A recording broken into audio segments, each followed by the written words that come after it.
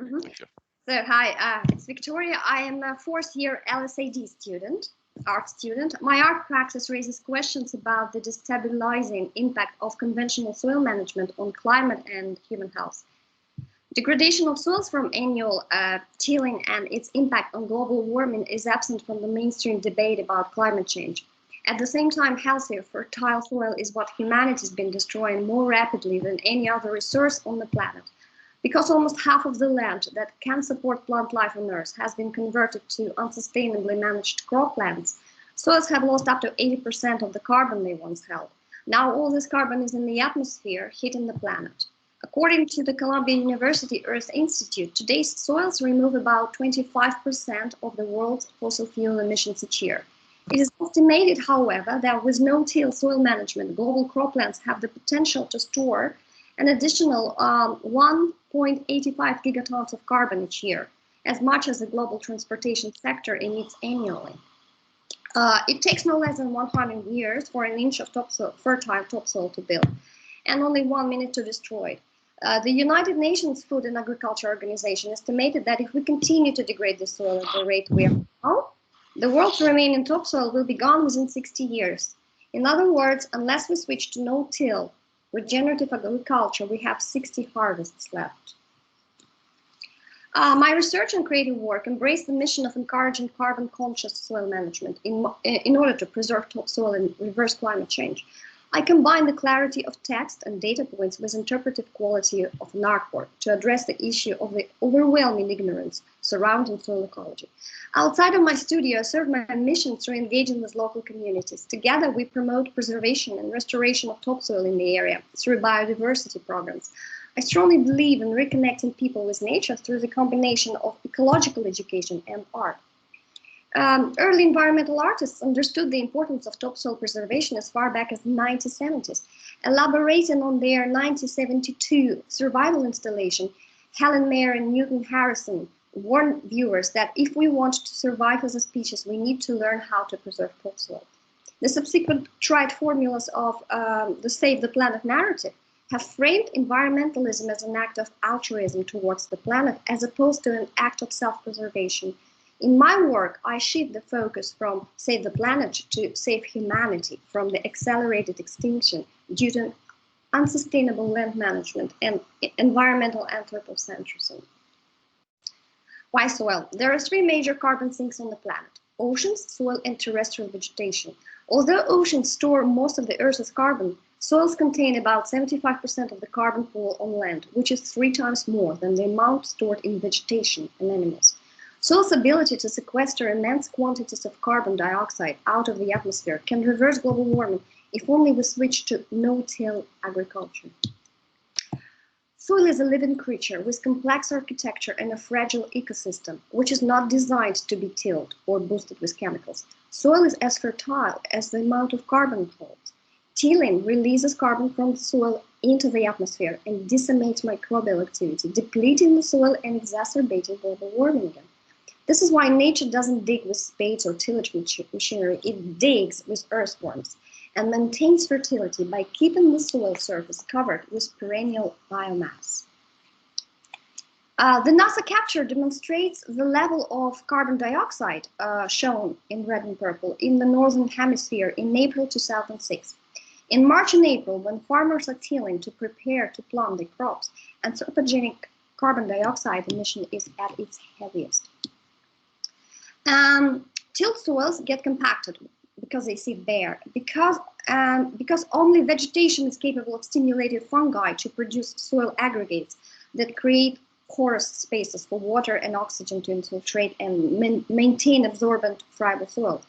The water that sits on the bare soil evaporates. Vapor accounts for 95% of the greenhouse effect, not fossil fuels.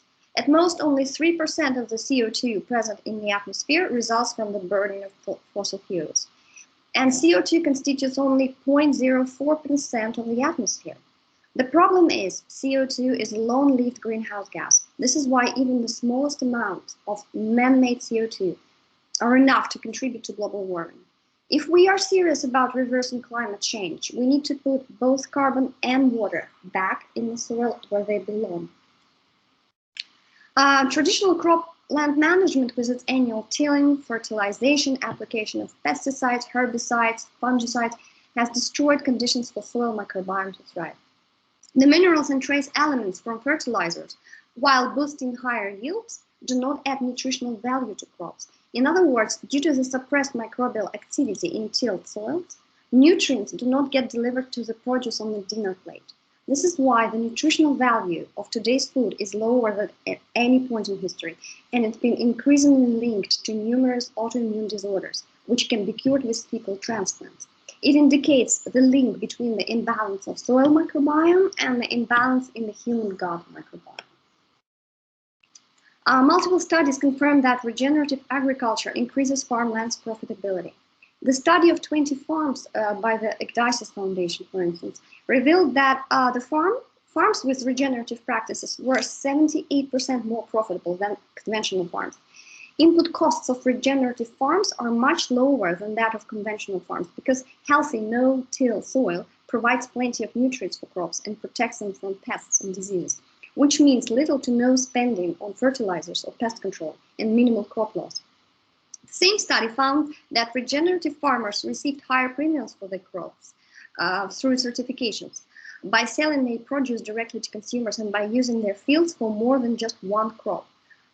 Polycrop production is an important profitability factor. Growing multiple crop species simultaneously means farmers stop being concerned about price fluctuations of one primary crop. They also stop depending on subsidies eventually. Regenerative farmers are able to benefit from a higher value product even if they aren't able to produce the same high yields in terms of bushels per acre. It suggests that soil organic matter is a more important driver of farm profitability than yield. Stronger crops cost less to produce. More specifically, in regard to polycropping, this photo demonstrates the resilience of diverse planting where, despite drought conditions, crops can continue to thrive. Shown here is a research trial in North Dakota during the very dry growing season of 2006 with only 1 inch of rainfall from seeding in May to harvest in late July. By end of July, all of the trial monocrop fields looked like the one on the right, but where a multi-species mix was sown, the fields resisted drought. Both photos were taken on the same day. It's important to understand that the soil microbiome feeds off plant roots, not fertilizers, and it needs diverse plant roots to thrive. And if it thrives, it protects crops from extreme weather conditions, in this case from drought. This trial was not anecdotal. It had all the data, the dry matter information, protein contents, energy contents, showing this particular multi-sown crops to be nutrient-rich. This is how productive farming can be if it is based on resilient ecosystem. The large green strip of grass in the middle of this slide has shown no indication of moisture stress during a major drought in Australia. This is because this strip has not been tilled for 30 years and because it is populated with a mix of perennial grasses, not an annual monoculture. The withering part of this field is wheat, struggling to grow in the annually tilled and chemically stimulated imitation of healthy soil. This is a completely different trial, but same outcomes. Sorry, Victoria, 30 seconds there. We'll get ready for the Q&A. Yeah. Previous civilizations that did not care for the land did not last. If we want to survive as a civilization, we need to transformational change in soil management for food production. It is time to bring together conservationists, farmers, scientists, artists, and governments, and adopt farming system that puts soil health at the center. We need to invest in transformational science, and this science does not come from peer-reviewed papers or statistics. It comes from listening quietly to the natural world, mimicking its ecological choreography. Let's stop depleting our soils, relying on intrusive technologies that are dragging us further into the destabilizing hell of the Anthropocene in the constantly heating world. Thank you.